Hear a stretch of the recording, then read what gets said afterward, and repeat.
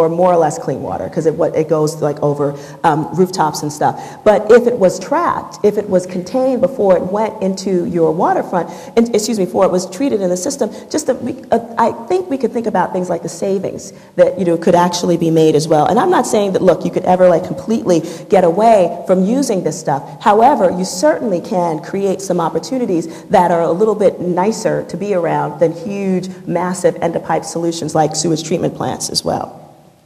And just imagine, for most urban areas, about 20% of the surface area is rooftops. And so if by chance you created some opportunities where you greened a good portion of that, how much happier would the birds that fly south for the winter be as well? And think of all like the air cleansing benefits, because all these things actually clean the air, so it mitigates some pollution. They absorb stormwater. They actually lower the temperature. If you have enough of these things, they actually lower the ambient temperature of a city, so it keeps it cooler, which actually of course helps deal with the climate as it continues to change. And so those are the environmental services that this kind of stuff provides. But there's also some other really cool stuff that these things do, which is that working with horticulture, working with green things actually provides social benefits as well. That the study that one of the studies that most impacted me was finding out that the presence of green things in people's lives actually lowers stress. If you have enough of it, people will congregate more outside in positive uses. And I'm basing this on a study that I read, actually done out at the University of Illinois, that showed that at Cabrini Green, which used to be one of the country's most notorious housing projects, that if by chance, when they looked at families that lived near where there was a bunch of trees and where those that weren't, the families that lived near the trees actually had lower stress levels. There was less crime in the area because people like to hang out in those areas in a positive way. And the thing that was kids' test scores were higher, and the thing that was most encouraging to me, as a young woman, was the fact that there was higher self-esteem rates in young women. And how were they able to tell that? Because the teenage pregnancy rates there were lower. Because girls that feel as though they actually have something to look forward to in their lives generally don't try. And they're not great candidates for feeling as though they have to look, literally inside for love. They know that the world is going to give that to them, and thus they have lower pregnancy rates. And so that made me really excited. And to know that horticultural therapy, in particular for folks, in poverty, for those that are formerly incarcerated, and those that are veterans coming back from our wars, that they've been known to be incredibly impactful for people like that as well. So imagine if we actually, hired the folks that are most critically in need of this kind of work, to do the environmental service jobs that are most needed, but they're also, the people in our country that need that type of work the most. Just imagine the kind of savings that we would have in terms of the environmental services, but also the kind of benefits that we would have in terms of stabilizing our communities through the economic development, through the social, costs that we're saving, and through the stability that we're actually creating in people and the communities in which they live. That's a piece of the green economy that I'm so interested in, because I know that I've seen how it plays out in people's lives. Okay, now a little pop quiz. America, 5% of the world's population, we produce 25% of its what?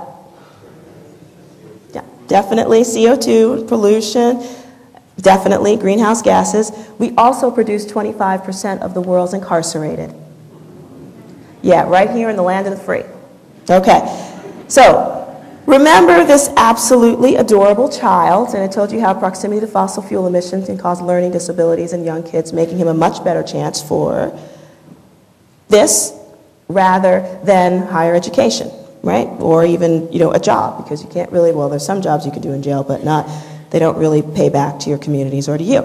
And so most folks know that, we're actually, as a global society, we're still creating at least 2 different coal-burning, power plants each and every week.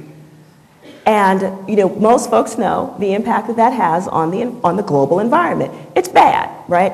But most people don't necessarily make the connection to the fact that so much, the reasons why those things are being built is actually to support the kind of consumer lifestyle that we have, like cheap products, for many cases from regimes that actually don't support the kind of values that we have here, be it human rights or environmental or whatever.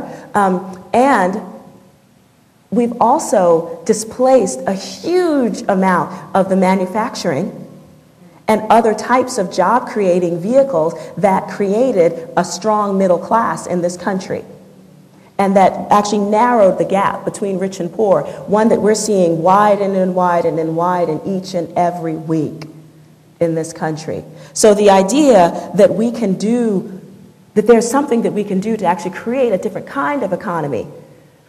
Not to say that we're not a world citizen and we need to figure out like how everybody's being supportive of all the other, countries that are out there, but I don't know if we should be continuing to support, the kind of regimes that we know ultimately are not really there to support us in any way.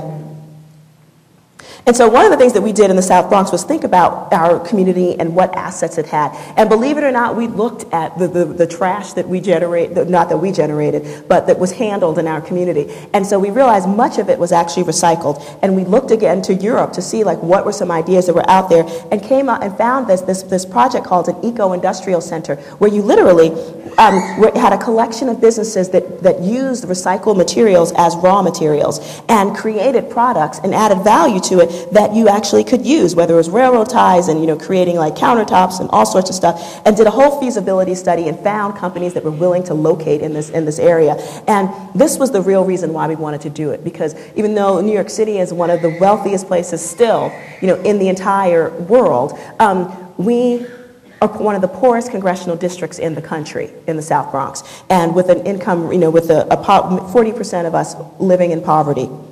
So it seemed to us that this was the exact kind of thing that our city would want to be interested in and think about, like how you can mitigate solid waste and, employ people, and do all these great things. And unfortunately, our city came back to us and told us that, in fact, they were planning on using the site that we had seen as a place for a 2,000-bed jail.